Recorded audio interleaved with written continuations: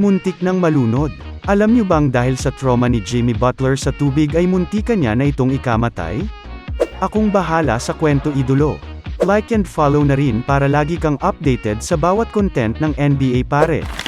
Eto na nga kasi, kahit pala maangas tong si Jimmy Butler ay may bagay ding nagpapalambot ng tuhod niya. May aquaphobia nga daw kasi itong anak sa labas ni Jordan. Nang minsan nga daw na bumiyahe ang buong team ng Miami Heat sakay ng isang cruise ship ay may weird na request itong si Butler. Sa sobrang takot niya ay nag-request siyang bigyan siya ng isang room kung saan hindi matatanaw o masisilip man lang ang dagat. Grabe naman yan Jimmy, hanggang sa i-reveal na nga niya ang pinagmula ng trauma niya. Sa isang segment kasi ng ESPN ay namamangka si Jimmy sa isang lake nang biglag bumaliktad ang sinasakyan niyang bangka. Mababaw naman ang tubig pero natakot pa rin si Butler dahil di pala siya marunong lumangoy.